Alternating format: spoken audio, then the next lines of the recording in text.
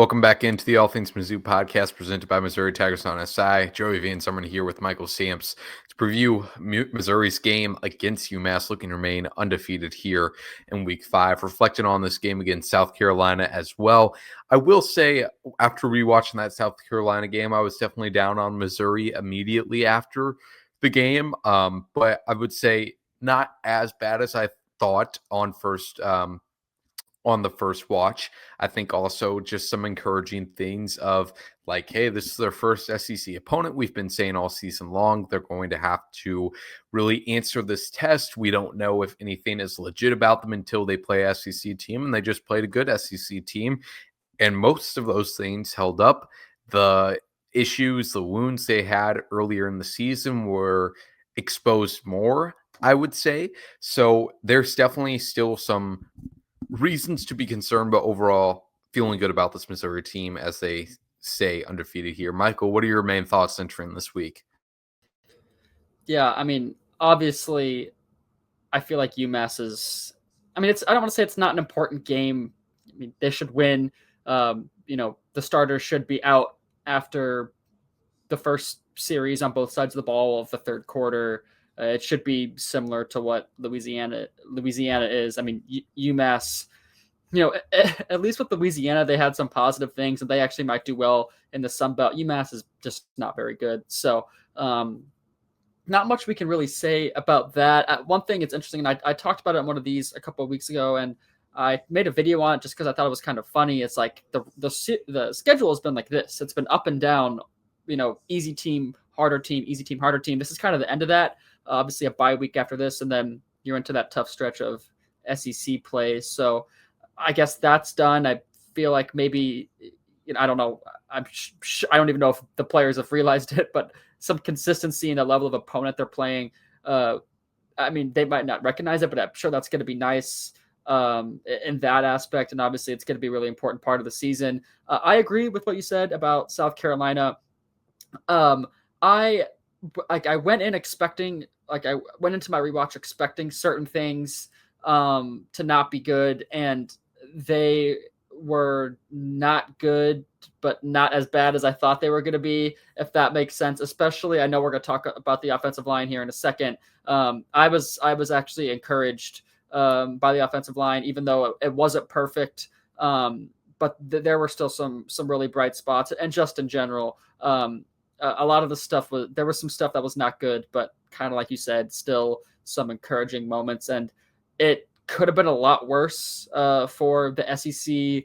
The SEC opener, I believe last year's SEC opener was Vanderbilt, right? Yep. And that was a really ugly football game, if I remember correctly. And went into double overtime. Yeah, if we're comparing the two, I feel like this most recent one was probably a little bit better. Obviously, two different situations, but this one was a little bit better. So yeah, I agree with you. I was encouraged by the stuff that I thought was going to be bad. That was still bad, but not as bad as I thought it was going to be. All right, we're going to go down the line here, offense, defense, special teams, and then look ahead to this UMass game here. First off, with the offense, like you mentioned, Michael, with the offensive line, two things watching there. I mean, in this rewatch, that's pretty much most of what I was looking at when Missouri had the ball was how is Javen Richardson holding up, and then what is going on still at right guard with Tristan Wilson and Curtis Peagler. Now, again, just like we saw in the Louisiana game, it was still Curtis Peagler who is clearly the main guy there. He's taking more snaps. He's taking the first two drives of the game, but Wilson is still rotating in frequently enough. And so that's most of what I was watching. For Javen Richardson, they praised him. Drinkwitz did after the game, especially in the run game, and they did have some big runs toward his side. So I was impressed in that regard. In the pass game, though, I would say I didn't notice it in the moment during the game how many moments he had where an edge rusher would go wide on him, and he just I can't accurately diagnose exactly what's going on. I don't know if he's too slow to get his hands on the defender or if he's too quick backpedaling. But man, there was plenty of times where the defender really got a good edge on him. He only allowed two pressures on the game, but there was more errors like that weren't accounted for by Pro Football Focus in my eyes. And then with Wilson and Piegler, I think both of them had their moments. Tristan or Curtis Piegler, rather, on that very first drive, he has a play where he's he's supposed to take like a cut block on his guy on a run. Or this is actually the second drive where they were backed up near their end zone. Roberts almost gets a safety because Curtis Piegler guy is just completely let free. And then Tristan Wilson on his very first play of the game on that third drive, he's just overpowered by a defensive tackle there. So they both had their moments of weakness. They both had some moments where I thought they held up well in both the run and pass game. So as we talked about with that situation before, there is questions of exactly what they're looking for there. What exactly is the end goal of having them rotate like this? Overall, though, I thought the offensive line, again, something we've been watching all season long, I thought it was fine. I thought it was good enough. I think they've started to realize what they're good at as an offense as a whole, and obviously that's the running game.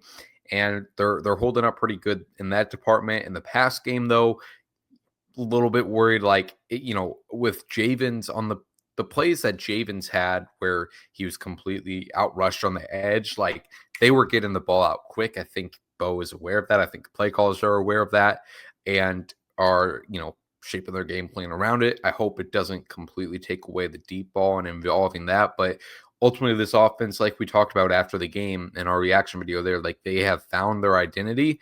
And part of that is, it goes both ways. It's of like Ahmad Hardy can run the ball really well and also trying to cover up their weaknesses in some regards. So that's my thoughts on it. What are your thoughts on the offensive line so far, Michael? Yeah, I mean, really the only thing that the thing that stood out to me about Javen, and like, yes, it did feel like he was a step slow on a lot of pass protection reps or pass pro reps, and that really shouldn't be surprising. I'm not saying that he isn't capable or is capable of cleaning up those mistakes. I just don't think we know. This is his first real experience. So at the moment, in my opinion, I'm attributing some of those errors to experience and just getting into the flow of things.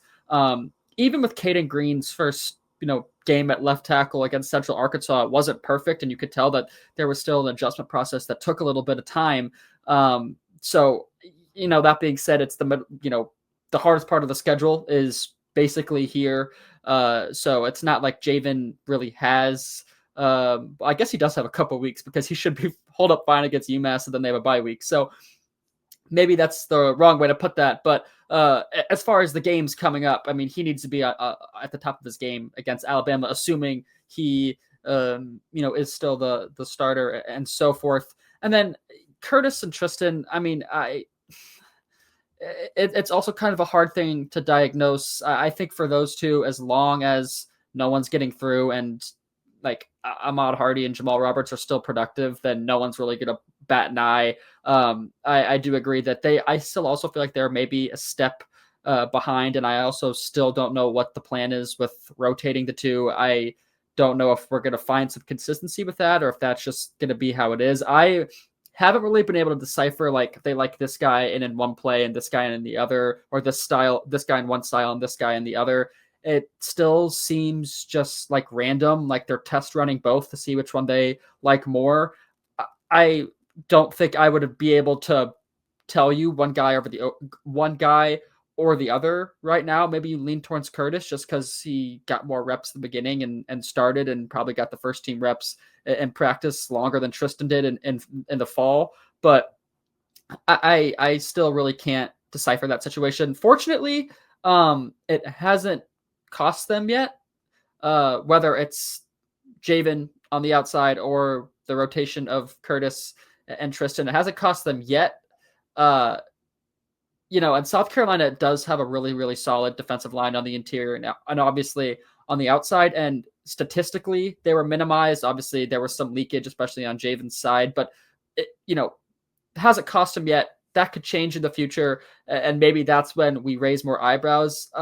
I feel like right now, especially with Curtis and Tristan, like they're making errors and it's like semi-consistent, but it hasn't really like shown up significantly in a way where I'm overly concerned. And same thing with Javen, like he did make a few mistakes, but he held his own enough to where Bo was able to get the ball out, and Ahmad and Jamal still were able to be productive. So I don't want to say they cancel each other out, because obviously you want to fix that stuff up and get it off tape. But at the same time, if they're still able to operate within that identity, then for right now, it's not the end of the world. Yeah, what you were saying about Tristan and Curtis, I was trying to look for the same thing. Like, is there anything different they're doing on the drives that Curtis is in on compared to the ones with Tristan? And the answer is no. I mean, they're still just running their offense, and obviously with offensive linemen, it's not like if they were testing out two different wide receivers, they'd be like, all right, we're going to bring in this guy, see how he run blocks, we're going to and see how he does deep, compared to we're going to try this guy out in the slot. Like, there you can't interchange them on the offensive line throughout a drive like that. So again, just a confusing situation, especially as we dive deeper into the season. I would imagine, even though, like, you would think for their SEC opener last week, you would think they would want to have it figured out. But I would imagine, I feel like after this week, like this week will be probably the final test of it. Because again, after that point, if you don't know who it is, I feel like you almost just got to pick with a guy and hope you pick the right one. Even if they're, and if they're marginally different, then what's the real, can't be that much of a risk, right? So like you said, this game against UMass is going to be a good test for that. I don't see why not. If you're going to have Tristan play 30% of the snaps against South Carolina, why not go 50-50 against UMass? If not more toward Tristan, because you've seen less of him in play. So we'll see with that. I feel like it's weird that we haven't got a clear answer on what the situation really is. And like, I agree. Right. I mean, he came out, Drinkwitz came out and said, I mean, obviously the quarterback position is, a lot sexier and a lot more spotlight on it. But like, he came out and said what the plan was. I mean, kind of, it took a while. He, beat around the bush a little bit, but eventually we got to that point, right? Where we knew exactly what was going to happen. It was going to be half and half, or first half, second half. Like, again, I know UMass like isn't gonna be the best depiction of that because the starters will be out, but there's still validity. Like this, I don't know if one guy has advantage over the other, and the fact that we haven't got a clear answer, like even with the coaches speak we would get about the quarterback position in fall and early in the season, I feel like you could maybe get a feel about where things are at, or at least the situation and like the reasoning why, why Sam and Bo were competing. I mean, for the sake of the competition and like you still want to find your best guy, it seems like that's all we really know right now, that he's giving Tristan his shot because he was, doing center stuff while Connor was hurt in the spring and the fall. But that's all we know. I feel like we don't really know why this is happening. And it came as a surprise to us when they first started splitting the reps, or not even splitting it, but sharing, or whatever you want to call it. So it's honestly just an odd situation. We don't really know where the progress, or like we don't have any evaluation or benchmark of where these guys are at through the coaching staff's eyes at all, which I also think is kind of odd. So, I mean, again, what I said earlier, it hasn't came back to get them yet. But it easily could if these guys aren't, perfect, or they haven't stuck with one guy.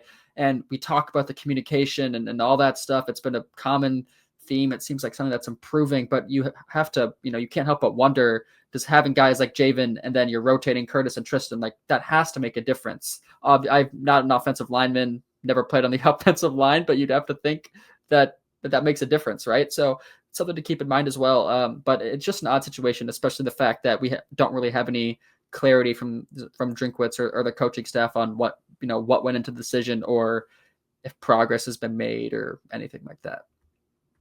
Right. Drinkwitz said at first, after the Louisiana game, after I asked him about it, as far as wanted to see if there was anything left on that in that competition, because Tristan was, I mean, it's hard to say he was competing with Curtis though, because Curtis was inserted in as the the starting right guard in that last week of fall camp. And then, to our knowledge, at least, it's not like they were rotating during that, but at the very least, like in that evaluation period, when in the first 2 weeks of the season or the first 2 weeks of fall camp, they were competing for it. And as Drinkwood said, because Tolleson was missing some time with his knee flaring up again, Tristan had to be the backup center, so he wasn't getting those reps at right guard, not getting those opportunities.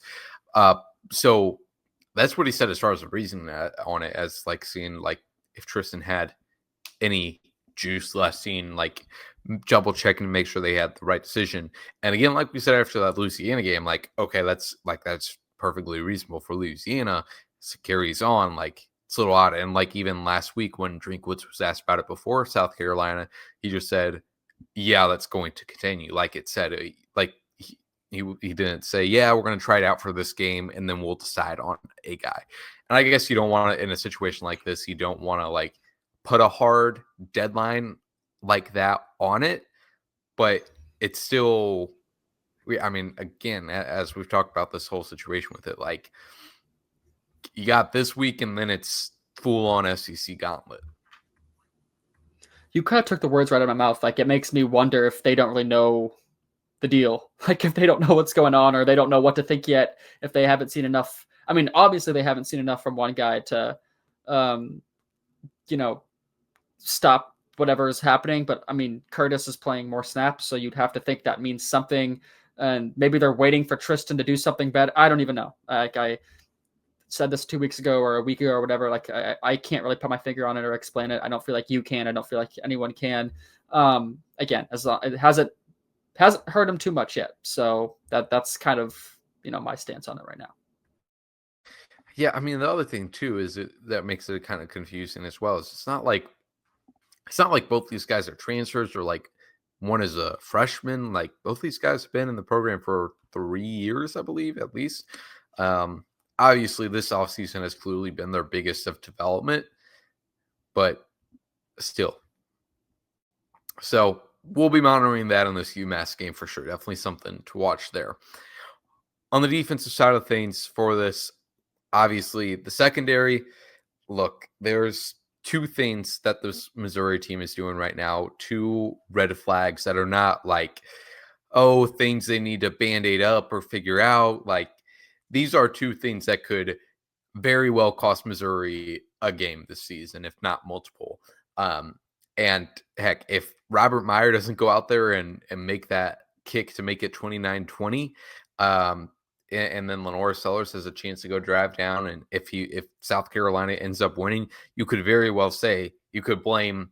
It's never as black and white as this, where you can blame a loss on one issue or one player, but you could have very well went ahead and blamed a lot of that South Carolina. If they lost South Carolina, you could have blamed a lot of it on the secondary allowing deep passes and the field goal unit. We'll talk about the field goal unit here later on because there are some interesting things going on there as well. But with the pass secondary, it's a little bit confusing because as we talked about after the this South Carolina game too, like it's a little odd because it's the same personnel. Like this was certainly an issue last year. Drinkwitz talked about it all year, the deep passes they were letting up. But it was Nick or Drayden Norwood, Toriano Pride starting as quarterbacks, and then Nick DeLoach as well. They still have Nick DeLoach on the roster. They're just not playing him because they think Stephen Hall is better. And I'm not here to attack Stephen Hall. I think he's done solid in some moments. I would say out of other guys in the secondary, Stephen Hall has definitely not been the main culprit of these plays. But they have the same personnel. Again, this was an issue last year still, but it's clearly been exasperated this year. Maybe that's just defense or coaching staff seeing that on film and saying we should really attack that even more. Obviously, I mean, you have to look at the safeties too, and the person they lost there was Joseph Charleston, and they replaced him with a 7-year vet player who was a second-team All-American last year in Jalen Catalan. So it's confusing as to why that's happening. we I will say credit to Eli Drinkwitz and Dalen Carnell, who both provided really good, thorough reason on why this is happening. I mean, Drinkwitz went down play by play on most of the big chunk plays that Missouri had, and kind of outlined like, hey, here's what happened here. Here's how we fix it. So I definitely recommend reading Michael's article from earlier this week on that if you're interested in that.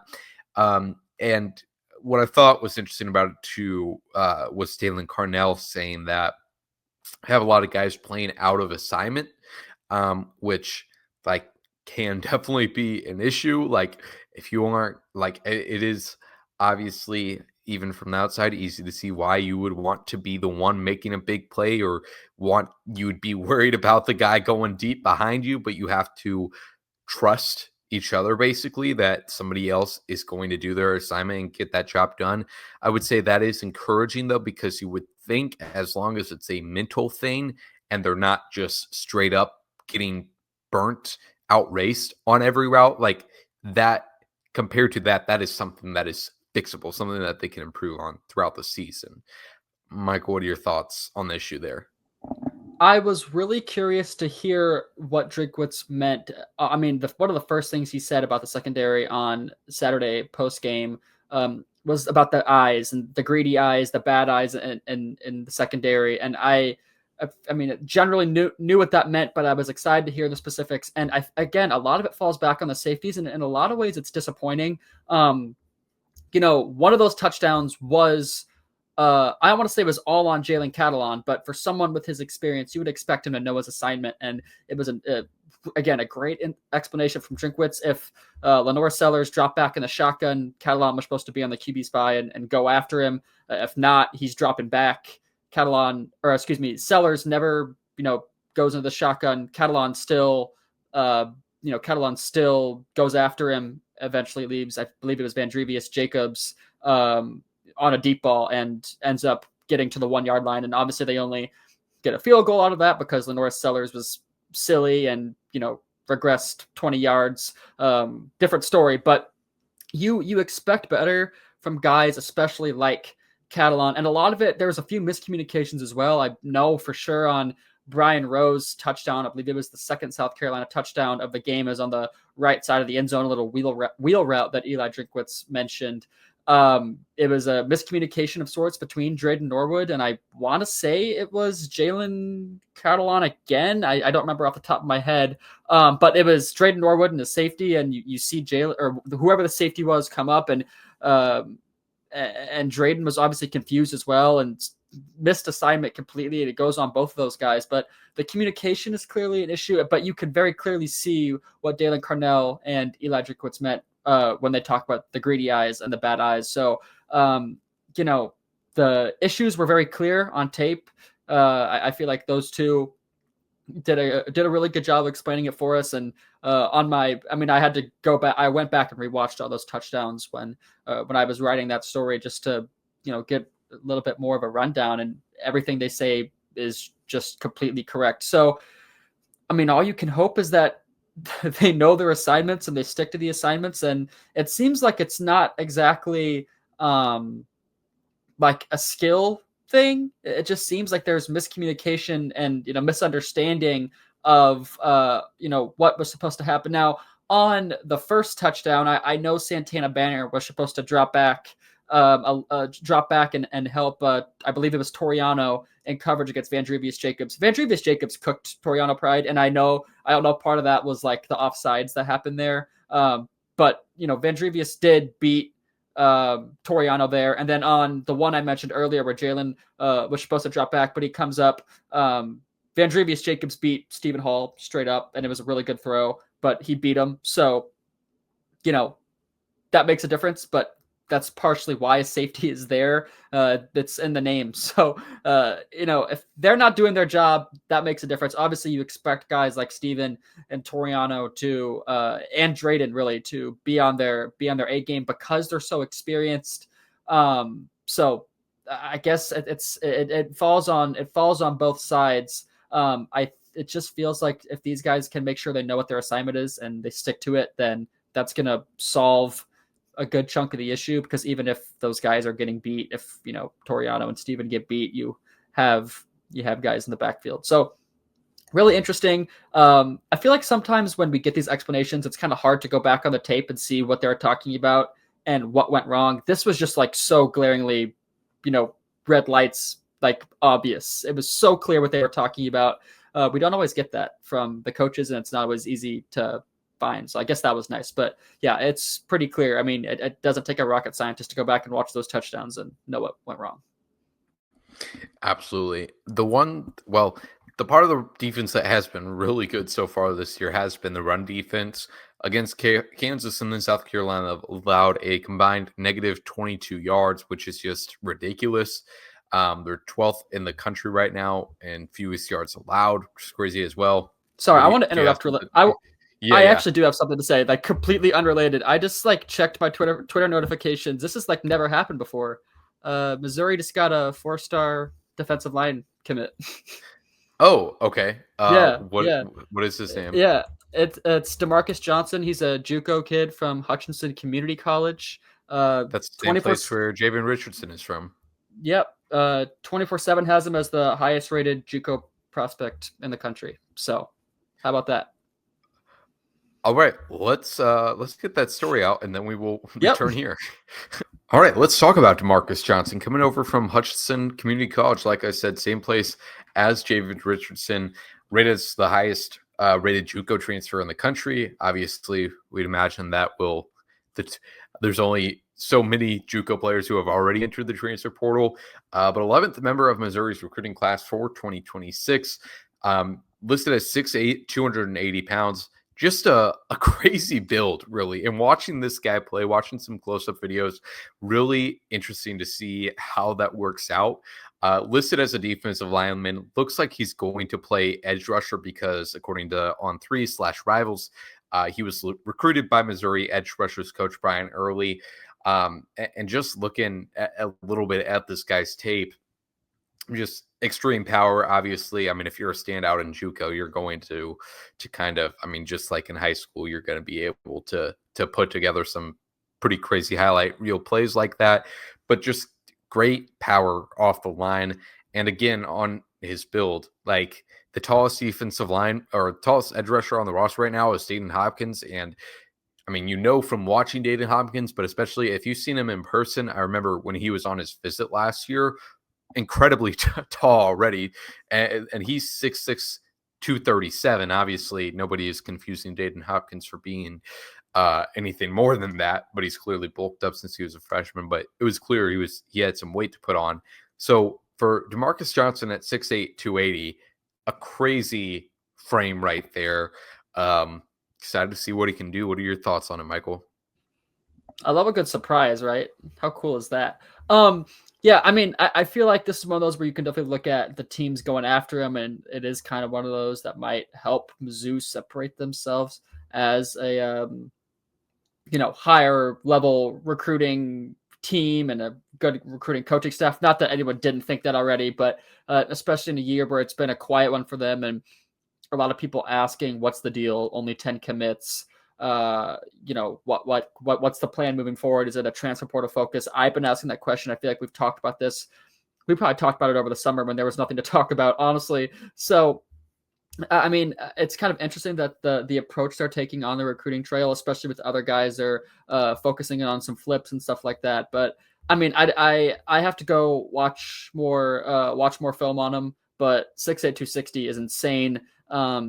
Whether he's on the inside or the outside, I mean, I both, regardless of position, sounds like scary. A 6'8" defensive tackle is ridiculous, but on the outside as well, that's hard size to block against. I feel like you have been seeing recently an uptick in bigger offensive tackles, though, like height wise.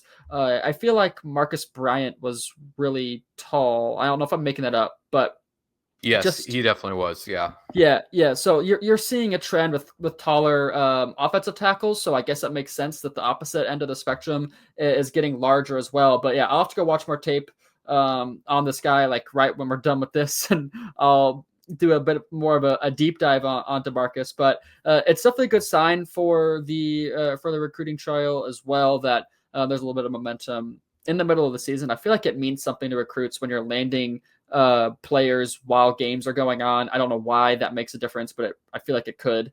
So that's something to keep an eye on as well. But yeah, I mean, this is exciting. From what I remember over the summer, because he did visit on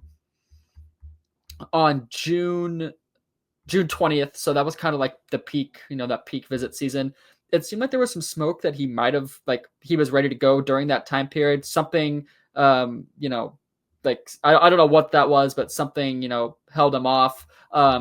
LSU also got an official visit. So I kind of always felt like that was the team, the team maybe to beat. But yeah, this is a good commitment. I'm excited to go watch his tape because 6'8", 260 doesn't grow on trees, whether that's like a basketball build. He's a power forward. I'd say that about Dakota Terrell. This is a different type of power forward, but DeMarcus Johnson is a power forward. Right, absolutely. And let me check here because I think it's right. In his Twitter bio, he has 6'8", 280, and then on three says 280 as well. So yeah, even crazier.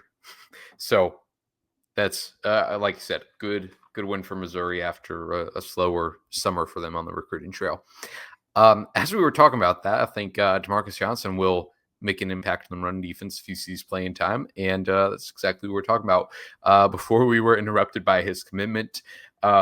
So talking about the run defense, I just want to say a quick few things on what's working so well for it right now. I mean, one, Josiah Trotter, and that's obvious.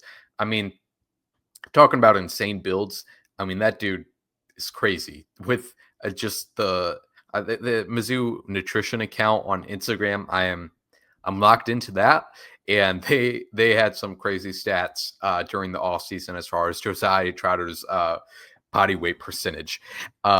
And all that to say, like, just a brick wall in the middle of the field, but also is in the backfield, wrapping up guys. Been a really impressive start from Trotter. Nothing really surprising there either, though. I also thought Sterling Webb in this past game, you shouted him out in our post-game reaction, and that tracked after rewatching the game as well. Sterling Webb did some nice stuff, really creating his own push. And then I also thought Nicholas Rodriguez had a really good game, specifically with spying Lenora Sellers. I think Nick Rodriguez is a really good player just with his skill set to put on those spies, and it was effective in this game. They've contained those mobile quarterbacks as well in both matchups against Kansas and South Carolina. So right now, defense has that thing down pat. Just need to figure out the secondary, and they'll be good. Any final thoughts on the defense, Michael? Yeah, I think Nick Rodriguez's closing speed is perfect for the spy, and it showed well. He's still a powerful dude, and then Trotter. I mean, he said it best himself. I asked how he gets in the backfield so easily, and said something to the effect of, "I'm blessed to have these instincts," and like, yeah, I don't know what else you could say. You could clearly tell he knows when to be or where to be and when, and it's ridiculously impressive. And the skill sets of him, Nick, and Khalil Jacobs complement each other perfectly. I don't think we're going to talk about the group of three linebackers enough this year because they're going to be so solid. I don't see that as a room that's going to make a lot of mistakes, but you can put Nick on the quarterback. You can have Josiah in the backfield. Khalil is the guy they like to use for blitzes a lot, and it works so perfectly together. And it's honestly really scary for the teams that have to play this Missouri defense because it kind of seems like, and I know South Carolina's offensive line was really banged up, but Missouri figured out the whole pressuring the quarterback thing with Damon and Zion and everyone else that got in on the fun, especially Zion. I didn't realize this. Pro Football Focus said he had 9 pressures against South Carolina. I don't know if that number is accurate or not, or if I misread it, but if that's true, that is insane. So that's something else to think about. I mean, they've had no issue defending the run, and the quarterback pressure has been fine, but it's something they've been looking to improve on, and they brought the heat against South Carolina. So if they have those two things figured out, and the secondary can even just figure it out a little bit, no reason this defense doesn't get that much scarier. Absolutely. All right, on to special teams here. A few interesting things going on the side of the ball. So first off, as many people noticed, they had Connor Westman drop kick it 5 times. I'm not going to harp on this too much because I'm sure you've seen either my video or other coverage on why they did this. But as we talked about going into that South Carolina game, Shane Beamer always has something up his sleeve on special teams. They have a really experienced special teams coordinator with NFL coordinator experience. And Nick Harper against Vanderbilt the week before facing Missouri had a really good 43-yard return. And then on that first kickoff against Missouri, Nick Harper, he only goes for 26 yards. But speaking of the devil, Nick Rodriguez made a really good tackle to stop that return. And if Rodriguez doesn't make that tackle, there's plenty of space for Harper to run. So after that, and considering the win factor, Missouri decided, hey, let's have Wesleyan come out here so that to drop kick it. And they're probably going to get to the 30, 35 on every return. But at the very least, we are not going to risk even one bit them breaking off on return. So end of story. I don't expect that to be something Missouri does going forward. I don't think it was if Blake Craig is in there, they probably just have Blake kick it.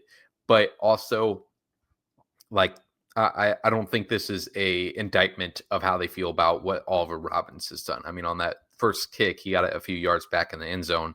But even the week before against Vanderbilt, on that 43-yard return that Harbor had, it was really 52 yards because he was back 9 yards in the end zone. So you really had to be confident you could get a touchback out of the end zone.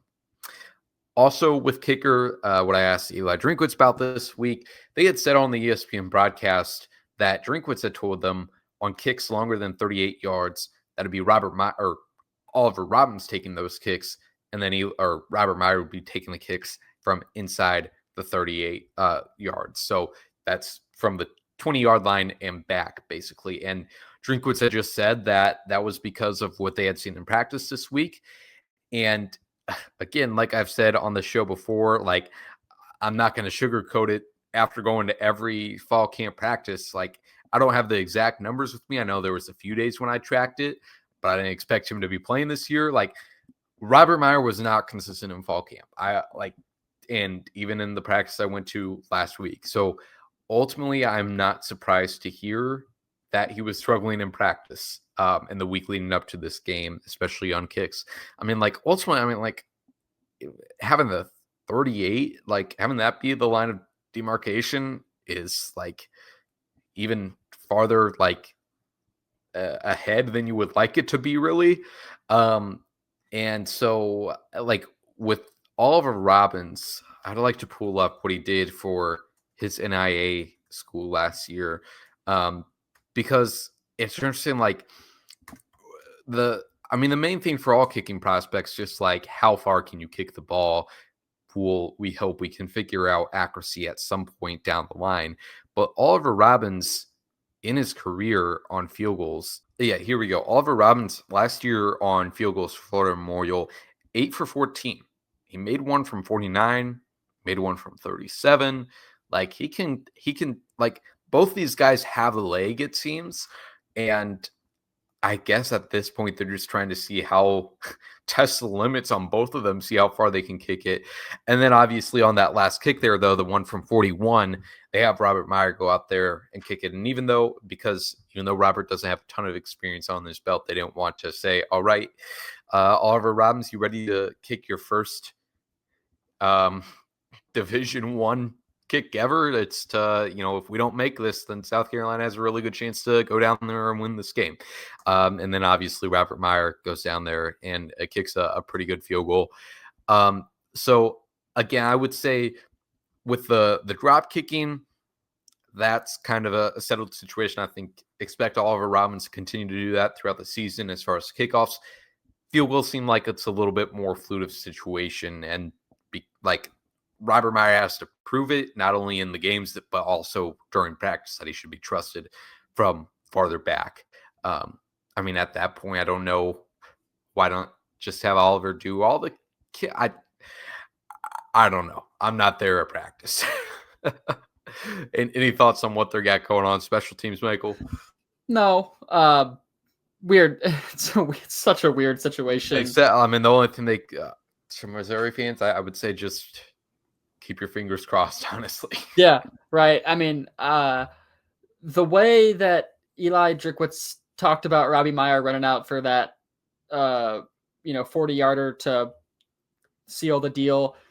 Didn't give me the most confidence in the world. So I don't know what that says about how they feel about Robbie Meyer. But he made it. So at the end of the day, we can say all we want, and he can say anything he wants. Even if he thinks that Robbie Meyer didn't know it was the fourth quarter, he still made the field goal and made it with pretty. It was looked simple. So I guess that's that. The only thing I wanted to add is I feel like I see Twitter discourse sometimes about Eli Drinkwitz not being like the best X's and O's guy. And to hear him break down why they did the drop kicks is very not analytic, but made a lot of sense. It was a interesting strategic move. And then, going back to the defense of the secondary, hearing him break down those things, this is like just such a random thought, but like, I don't know how anyone could think that he's not an X's and O's guy, because that's some very, very intricate stuff, especially on special teams. I mean, that's something I've never seen before.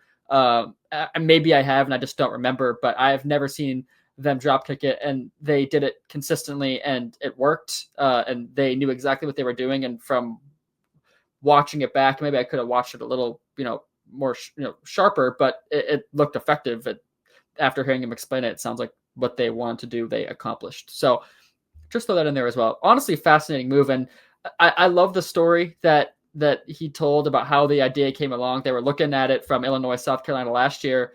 And Connor Wesselman goes, yeah, I can do that. And within a span of 2 days, they had it in their back pocket, and it seemed like that moved pretty quick, but it was well executed. Absolutely. That's a good point as far as Drinkwitz deserving credit for even, finding that. And special teams coordinator Eric Link as well there. All right. On to this game against UMass. Look, this team Missouri beat 45-3 last year. Obviously, just because they're a smaller program, they've had a lot of change in the transfer portal. They have a new head coach, Joe Harizmiak. But also, again, considering last year's result, considering the fact that this team lost 47-7 to Iowa last year, considering that ESPN's SP Plus Analytics has them ranked as the worst FBS team, I like there's not a lot to really be positive about UMass.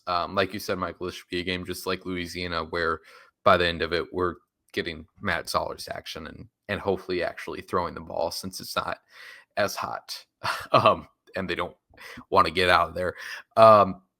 So the one thing I would say, fun fact that I found about head coach Joe Harizmiak. One, he was a former co-defense coordinator at Minnesota. So this is not like Don Brown, their old head coach, who, not to shame Don Brown's resume, because he did have some good stuff on his resume, especially before UMass switched levels. But Joe Harizmiak has solid gigs on his resume. Former co-defense coordinator at Minnesota. He also was on the Rutgers coaching staff at the same time as Missouri quarterbacks coach Sean Gleason was on there. So that's exciting.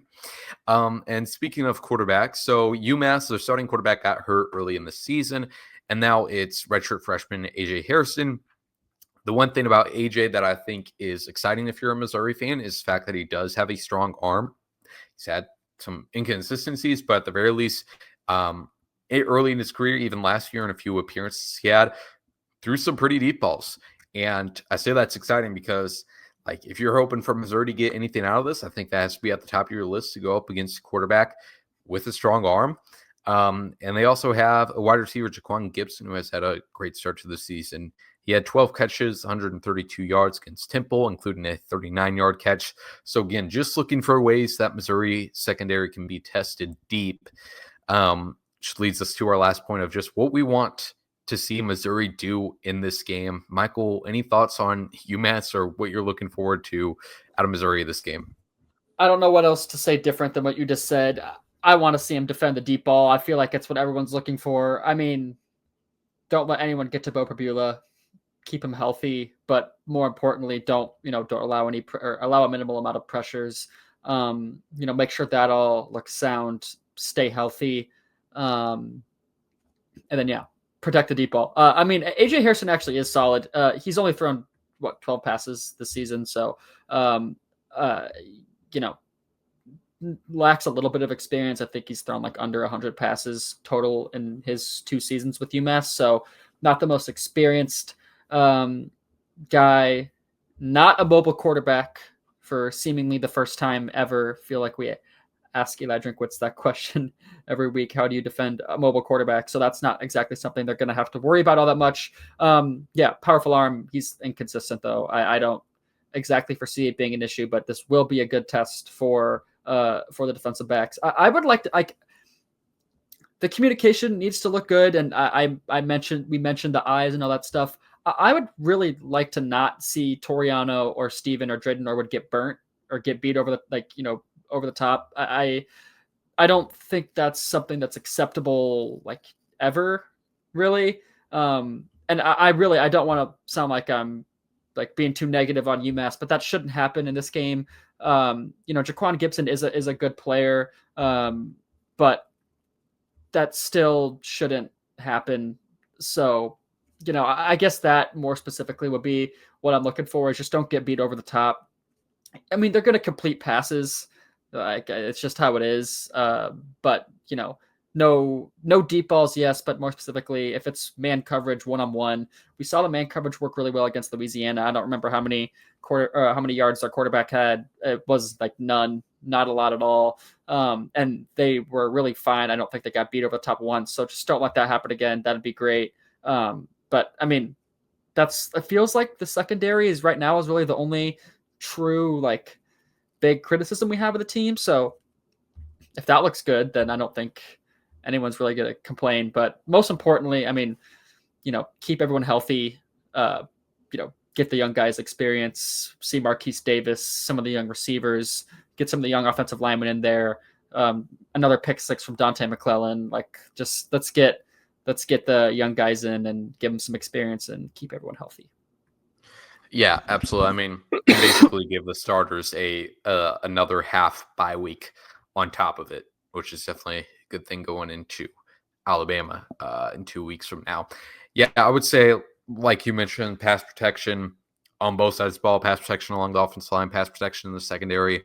I would say, too, I guess you could say to have both the pass and run game working in sync. I would say, they've leaned really heavily on the run game since week 1. So we really haven't seen them get too ambitious in the pass game. I think it would be fun and encouraging if they try to do a little bit more of that. Actually, one thing I just thought of one thing I thought of right as you said that is Bo Pribula threw a really stupid interception against Louisiana. Right. And his interception last week wasn't as stupid, but it could have been a better throw and a better decision. For sure. I saw the vision was there, and I disagree with you at first, but I saw the vision, but could have been a better decision. And his pick against Louisiana was just not really a good choice. So not that his decision making has been bad, but I feel like the first 2 weeks we talked about how he fit the ball into some really tight windows. Not that any of those throws were nearly intercepted, but against better competition, those might get picked off. So maybe just make sure he's making, cleaning up the decision making the right decisions. Don't undervalue the opponent. I don't know if he thought he could make that throw because it was against Louisiana's secondary. It was just not a good pass. So decision making, not that it needs to be cleaned up, because that would suggest that it's been overtly bad, but just, make sure good decisions all the time. He's had a few throws each game, really, where it's been I don't know if I'd make that one. I don't know if I'd go for that. Like we said at one point, I think it was after the Kansas game, he's going to, you'd imagine he's going to learn with each game, which risky throws to make and which ones to stay away from. So that's all we got in this one. We appreciate you tuning in. Hope you're ready to be up and early for the homecoming parade at 9 a.m. We'll be there. And then we'll be here all weekend as well, covering this game, Mizzou at UMass, over at Missouri Tiger, or Mizzou versus UMass. Thankfully, they're not going to the junkyard again on the East Coast for all 5,000 people there. But we'll have coverage. UMass at Mizzou, over at Missouri Tigers on SI. Appreciate you tuning in. We'll talk to you later.